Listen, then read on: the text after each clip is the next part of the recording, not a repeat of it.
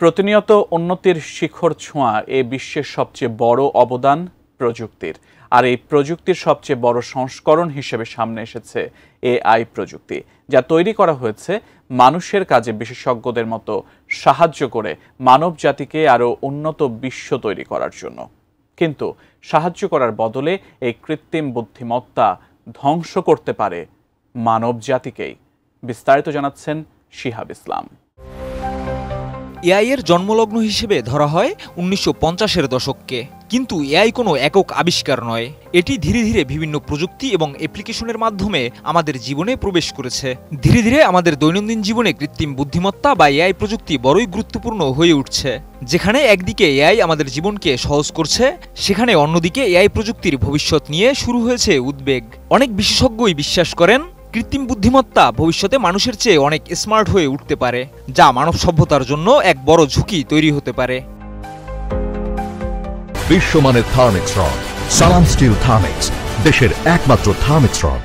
বিশ্ববিদ্যালয়, গবেষণা প্রতিষ্ঠান এবং প্রযুক্তি বিশেষজ্ঞরা অনেকদিন ধরেই আলোচনা করে আসছেন কৃত্রিম বুদ্ধিমত্তা মানুষের মতো বুদ্ধিমত্তা অর্জন করতে পারবে কিনা। বিশেষত এআই যদি মানুষের মতো বুদ্ধিমত্তা অর্জন করে, তাহলে ভবিষ্যৎ কি হতে পারে। সম্প্রতি গুগল ডিপমাইন্ডের এক গবেষণায় বলা হয়েছে ২০৩০ সালের আগেই আর্টিফিশিয়াল জেনারেল ইন্টেলিজেন্সি বা এজিআই নামে এক ধরনের কৃত্রিম বুদ্ধিমত্তা আবির্ভূত হতে পারে, যা মানুষের বুদ্ধিমত্তার সমান হবে এবং এআই প্রযুক্তির সম্ভাবনা এবং প্রভাব বিশ্বব্যাপী ব্যাপক হতে পারে। গবেষণায় আরও জানানো হয়েছে এই নতুন ধরনের কৃত্রিম বুদ্ধিমত্তা মানবজাতির অস্তিত্বের জন্য বড় ধরনের ঝুঁকি তৈরি করতে পারে। এমনকি এজিআই প্রযুক্তির অপব্যবহার, ভুল প্রয়োগ এবং কাঠামোগত ঝুঁকির কারণে মানব সভ্যতা পুরোপুরি ধ্বংসও হতে পারে।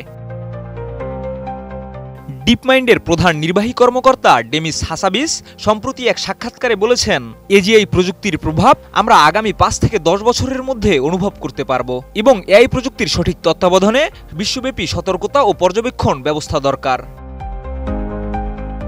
গবেষণায় এজিআই প্রযুক্তির নিরাপদ ব্যবহারের জন্য কিছু কৌশল প্রস্তাব করা হলেও কিভাবে মানব সভ্যতা ধ্বংস হতে পারে তা নিয়ে সুনির্দিষ্ট কিছু বলা হয়নি। তবে ডিপমাইন্ডের সিইও বলেছেন, ভবিষ্যতে মানবজাতির সুরক্ষার জন্য জাতিসংঘের আদলে একটি বৈশ্বিক সংস্থা গঠন করা প্রয়োজন, যা কৃত্রিম বুদ্ধিমত্তার উন্নয়ন ও তত্ত্বাবধান করবে। এআই প্রযুক্তির এই বিকাশ মানবজাতির জন্য একটি সম্ভাবনাময় ভবিষ্যৎ, কিন্তু ঝুঁকিপূর্ণ ভবিষ্যতেরও ইঙ্গিত দেয়। মানবজাতি কিভাবে এআই এর এই প্রভাব মোকাবিলা করবে তা সময়ের সাথে সাথে পরিষ্কার হবে। শিহাব ইসলাম, এটিএন নিউজ।